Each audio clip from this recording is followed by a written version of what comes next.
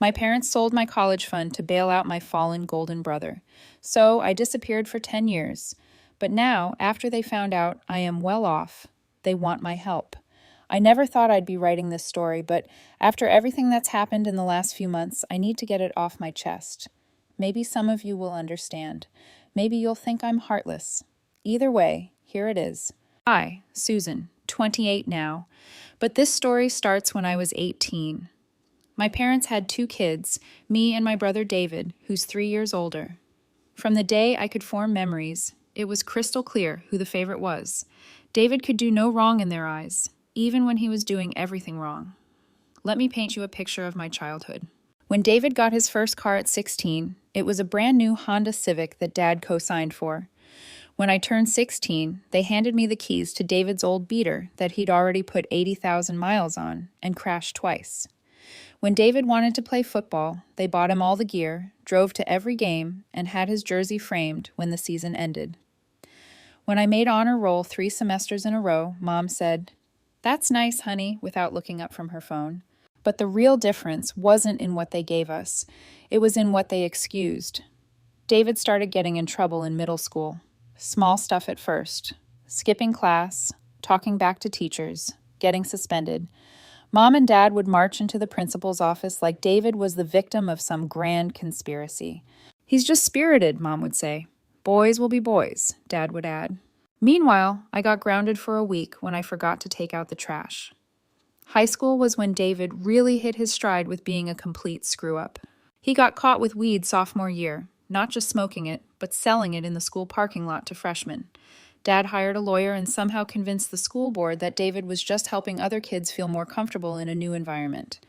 The lawyer cost $3,000. Junior year brought the vandalism arrest.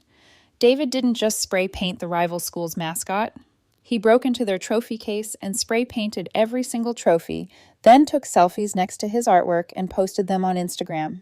The school district demanded $8,000 in damages. Dad hired an even better lawyer for $5,000 and somehow got it reduced to community service, which David never completed. But my personal favorite was the incident that almost got him expelled senior year. David threw a party while our parents were visiting my sick grandfather. Not just any party. He charged admission, hired a DJ, and turned our house into a nightclub. The neighbors called the cops after someone drove through their fence trying to park. When the police showed up, they found 3 passed-out minors, a flooded basement from someone breaking the water heater, and David passed out on the roof with no memory of how he got there. The property damage was over $12,000. Dad took out a second mortgage to cover it. Senior year, he barely graduated because he spent more time partying than studying. But somehow my parents still threw him a massive graduation party and bragged to everyone about how proud they were. They rented out the VFW hall and invited 200 people to celebrate David overcoming his challenges. I got a $20 gift card to Barnes & Noble when I graduated with honors. Through all of this, I was grinding. I worked part-time at a grocery store, maintained a 3.8 GPA, and saved every penny for college. See, my grandparents on my mom's side had set up education savings accounts for both David and me when we were little. Nothing huge, but by the time I was 18, mine had grown to about $23,000. Combined with what I'd saved from work and some academic scholarships I'd earned, I could afford to go to a decent state school for computer science. David's education fund was gone by his sophomore year of high school, spent on lawyers and court fees. But that was fine, according to my parents, because David wasn't college material anyway, and would probably go into business with Dad's construction company.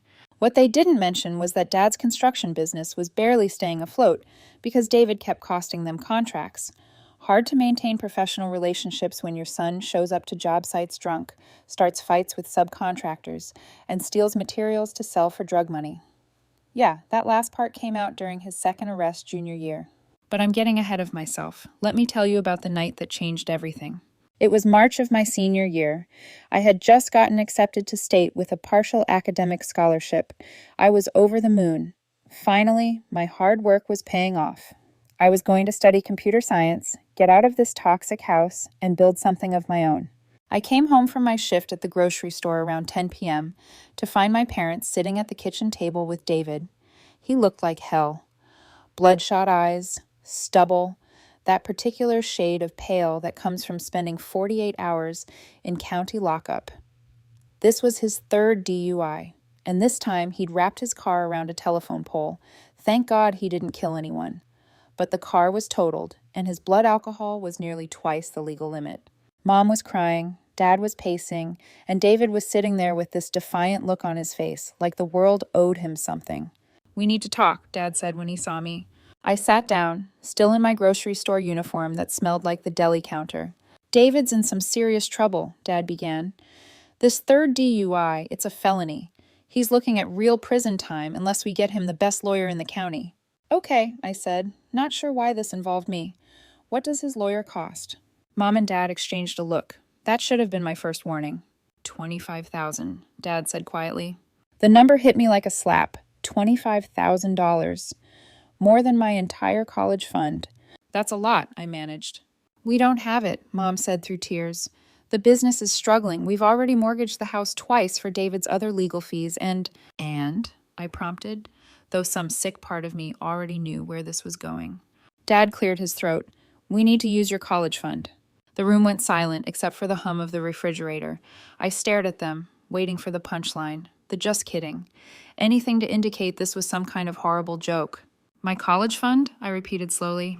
"It's just temporary," Mom rushed to explain. "Once David gets back on his feet, once the business picks up, we'll pay it back with interest. We promise." David finally spoke up. "Come on, little sister. Family's got to stick together, right? Besides, you're smart. You'll figure out another way to pay for school. I'm looking at 5 years in prison if we don't fix this." I looked at this person who shared my DNA. This 21-year-old, who had never held a job for more than 3 months, who had cost our family tens of thousands of dollars in legal fees and damaged property, who was sitting there acting like I owed him something. "No," I said. Dad's face darkened. "Excuse me?" I said no. That money is for my education. I've worked for 4 years saving every penny, maintained perfect grades, earned scholarships. David made his choices. I'm not paying for them. What happened next will be burned into my memory forever. My mother, the woman who raised me, looked me dead in the eye and said, "How can you be so selfish? Your brother needs help." "What about what I need?" I shot back. "What about my future, my dreams?" "You'll figure it out," Dad said dismissively. "You always do. David doesn't have your advantages." "What advantages? Being responsible, working hard, following the law?" David slammed his fist on the table. "God, you're such a self-righteous little brat. You think you're better than me because you get good grades and work at a grocery store?" "I think I'm better than you because I don't drive drunk and endanger innocent people," I snapped back. That's when Dad lost it. He got up and jabbed his finger in my face. "That money is in an account with your mother's name on it.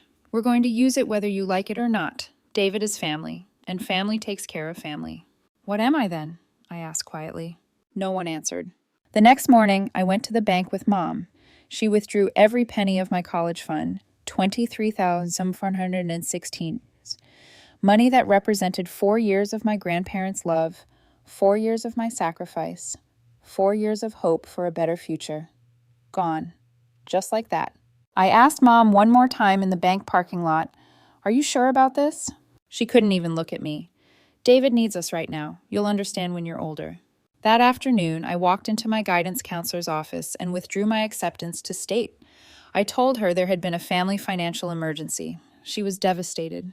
She'd worked hard to help me get those scholarships. When I got home, I went straight to my room and started packing. I didn't have much. 4 years of working part-time doesn't leave much room for accumulating possessions when you're saving every dollar for college. David was in the living room playing video games like nothing had happened. "Thanks, sis," he called out without taking his eyes off the screen. "I'll pay you back, I promise." I didn't respond. At dinner that night, Dad said, "So, what's your plan now for school?" "I'll figure it out," I said, throwing his words back at him. Mom looked uncomfortable. "Maybe you could take a gap year, save up again." "Sure," I said.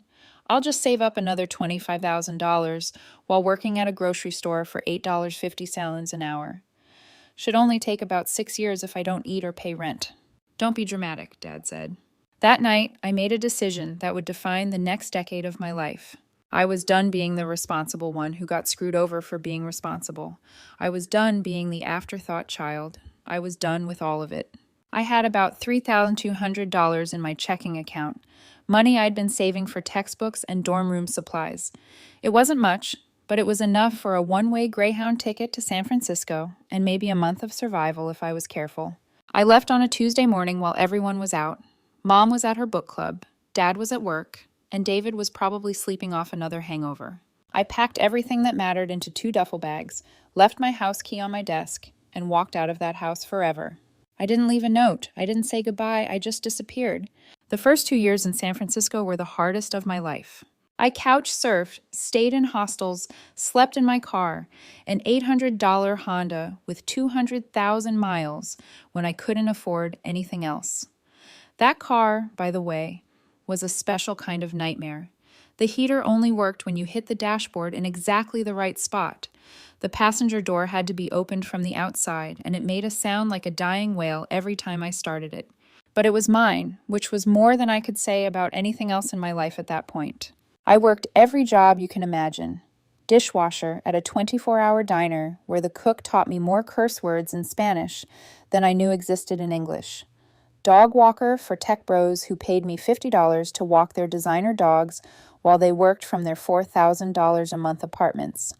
Delivery driver for a restaurant that exclusively served $18 artisanal grilled cheese sandwiches to people too drunk to cook. Sometimes I'd work 2 or 3 jobs at once just to afford a room in a house with 5 other people. My living situation was a rotating cast of characters that would make a sitcom writer weep with joy.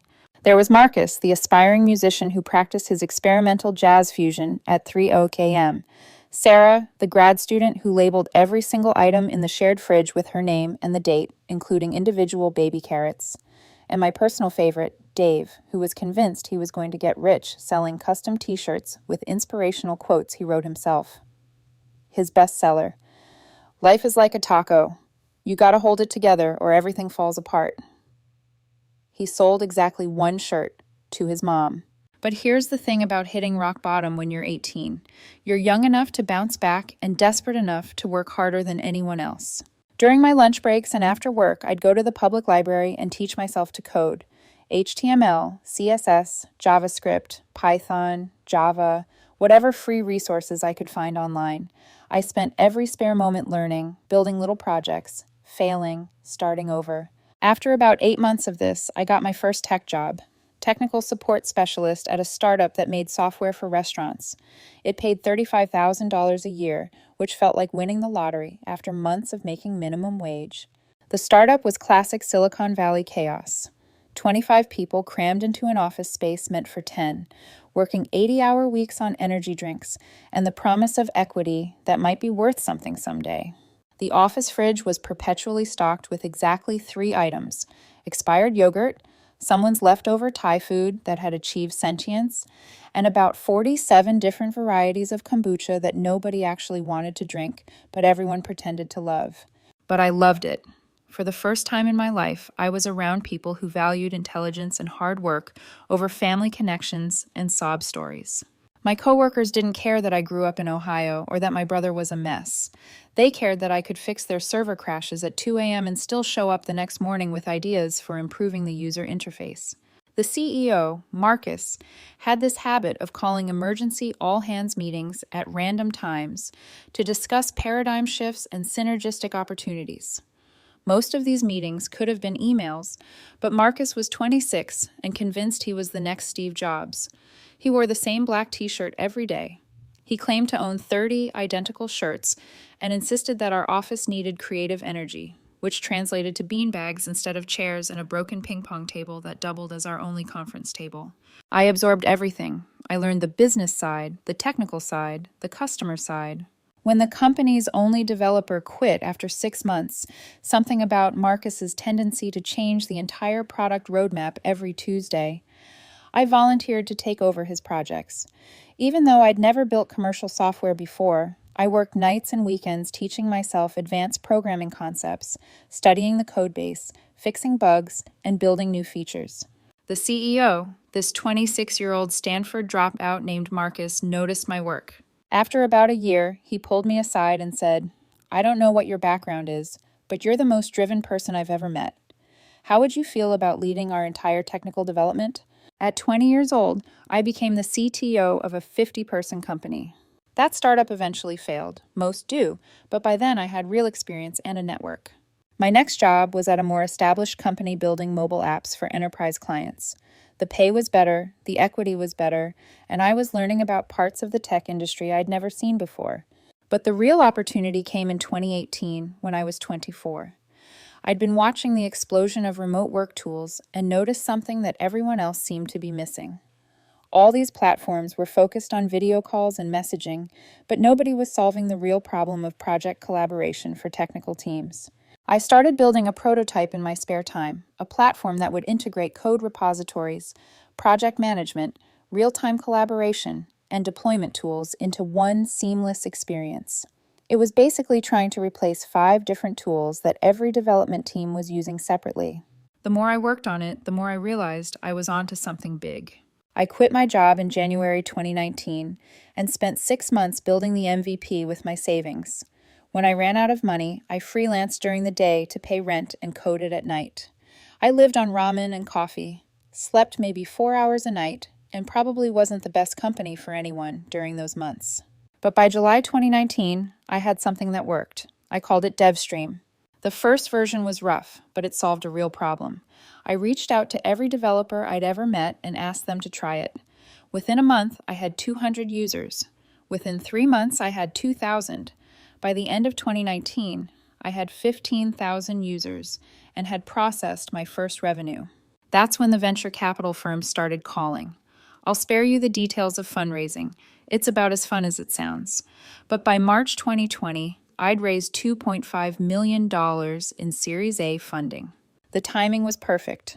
COVID hit, remote work exploded, and suddenly every company in the world needed better tools for distributed teams. DevStream went from 15,000 users to 150,000 users in 6 months. By the end of 2020, we were at 500,000 users, and I was hiring employees faster than I could onboard them. By 2021, we were doing $50 million in annual revenue. By 2022, we were profitable, and I was fielding acquisition offers. I didn't sell. DevStream was my baby, the thing I'd built from nothing when I had nothing. Instead, I raised a Series B round that valued the company at $400 million. And me, the girl whose college fund got stolen to bail out her drunk brother, I was worth about $200 million on paper. But here's the thing about success. It doesn't feel like you think it will when you're dreaming about it from the bottom. It's gratifying, sure, but mostly it just feels like more work and more responsibility. I was proud of what I'd built, but I wasn't doing it to prove anything to my family anymore. By that point, they felt like characters from someone else's life story. Which brings me to last month. I was in my office in downtown San Francisco reviewing quarterly numbers with my CFO when my assistant knocked on the door. "There's a call for you," she said. "Someone claiming to be your mother." I hadn't spoken to my family in over 9 years. Not a word. They had no idea where I was, what I was doing, or if I was even alive. I'd changed my phone number, moved multiple times, and built my entire adult life from scratch without them in it. "Tell her I'm not available," I said. But the calls kept coming, every day for a week. Sometimes Mom, sometimes Dad, once David himself. I ignored them all. Then the Forbes article came out. 30 under 30, the dropout CEO who's revolutionizing remote work. They'd done a whole profile on me and DevStream. Photos, background story, the works. They mentioned that I was from a small town in Ohio, that I dropped out of college plans to move to San Francisco, that I'd built a $400 million company from scratch. The story went viral in tech circles. Within 24 hours, it was being shared all over social media. That's how my family found me. The next morning, my assistant informed me that there were 3 people in the lobby claiming to be my family and demanding to see me. I'll be honest, part of me was curious. It had been 9 years. What did they want? What did they look like now? Had David finally grown up? Had my parents ever wondered if they'd made the right choice? "Send them up," I told her. 5 minutes later, my office door opened and my family walked in. They looked older, obviously. Dad had gone gray and put on weight. Mom had more wrinkles and was wearing clothes that looked like she'd picked them up at Target. And David looked exactly like what he was, a 30-year-old man who'd never had to grow up.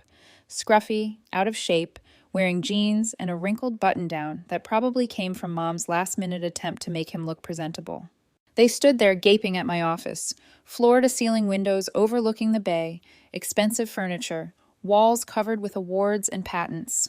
This wasn't the life of someone who'd figure it out after having her college fund stolen. This was the life of someone who'd succeeded beyond their wildest imagination. "My God," Mom whispered, "is this all yours?" "It's my company. Yes," I said, not getting up from behind my desk. "What do you want?" Dad cleared his throat. We read the article. We had no idea you were doing so well." "You had no idea I was doing anything," I corrected. "You never bothered to find out." "We tried," Mom said quickly. "After you left, we tried to find you. We filed a missing persons report. We hired a private investigator." "For how long?" Silence. "How long did you look for me?" I pressed. "About 6 months," Dad admitted. "The investigator said you'd probably surface when you were ready, and we couldn't afford to keep paying him." "Right, you couldn't afford it. Needed that money for David's next legal bill, I'm sure." David finally spoke up. "Come on, Susan, that's not fair. We were worried sick about you." I laughed. Actually laughed. "Worried sick? David, you thanked me for giving up my college fund and then played video games. You were worried about your next high, not about me." The room went quiet again.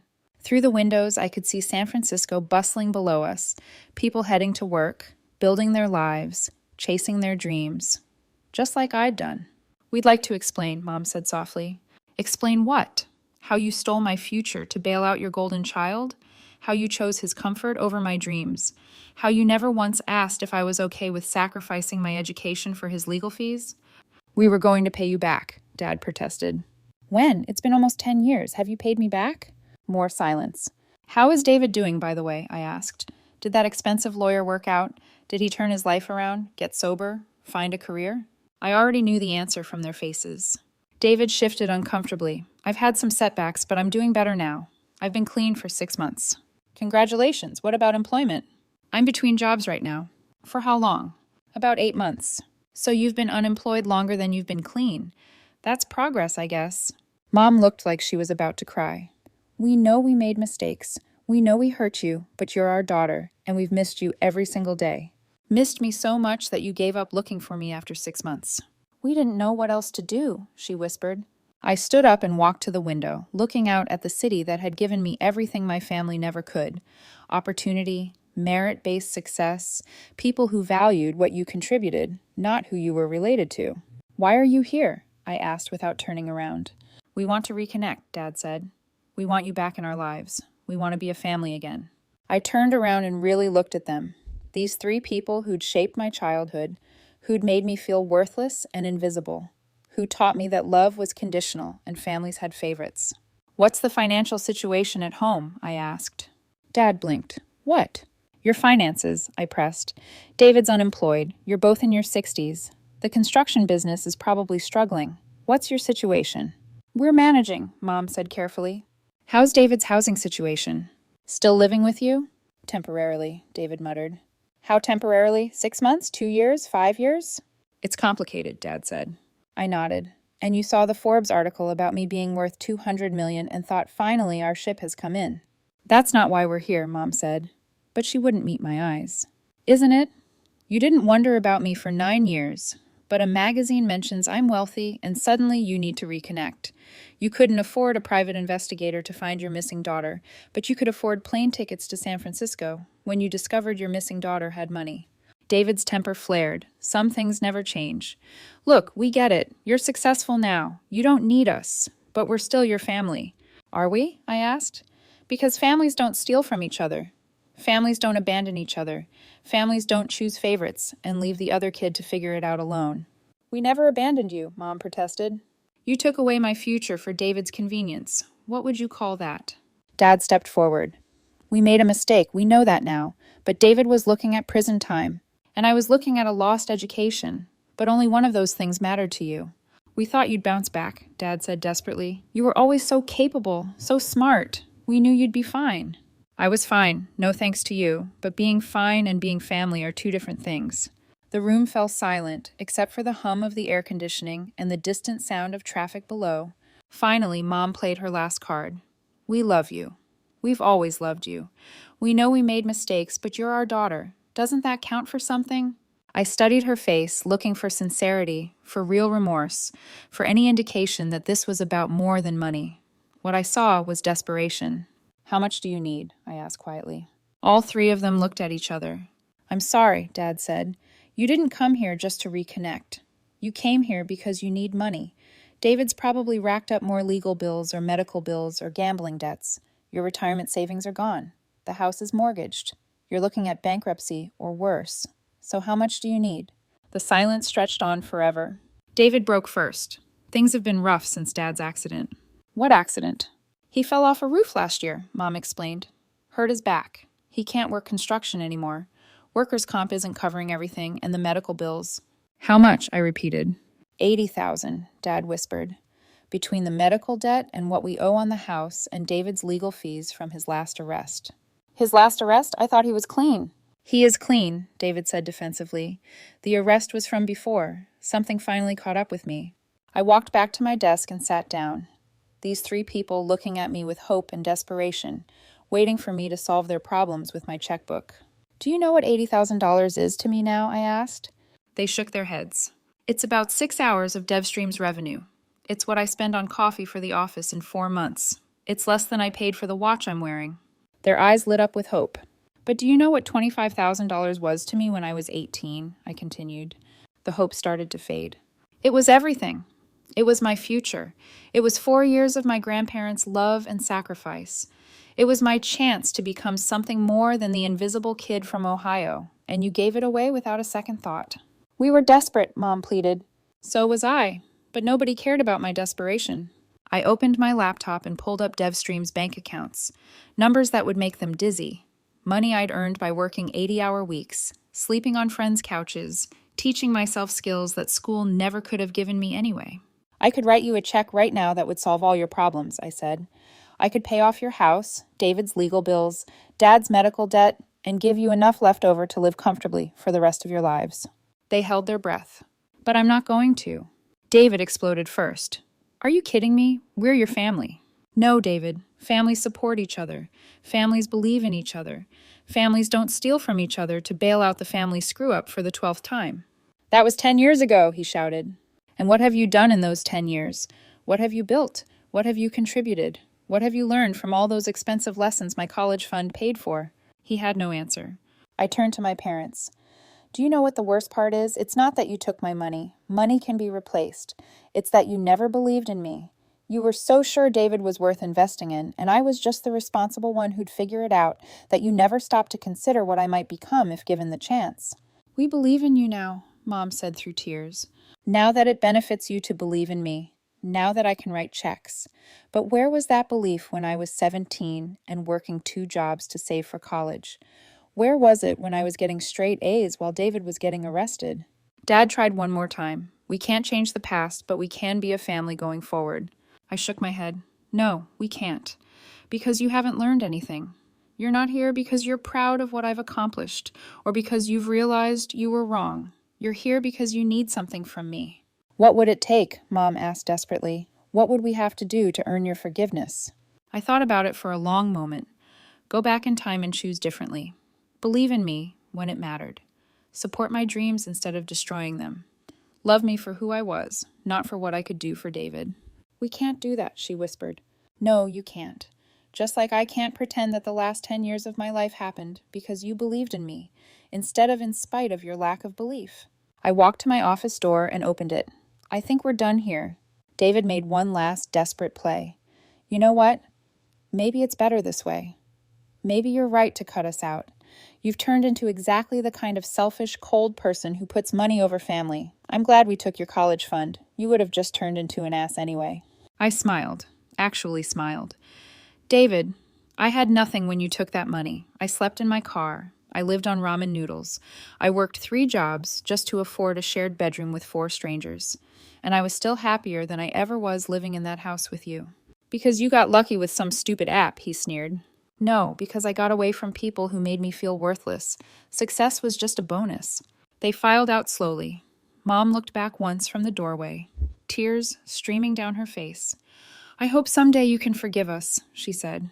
"I already have," I told her, "but forgiveness doesn't mean trust, and it doesn't mean money." After they left, I stood at my window for a long time, watching the city below.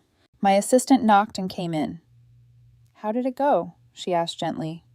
She'd worked for me for 2 years and had never seen me rattled by anything.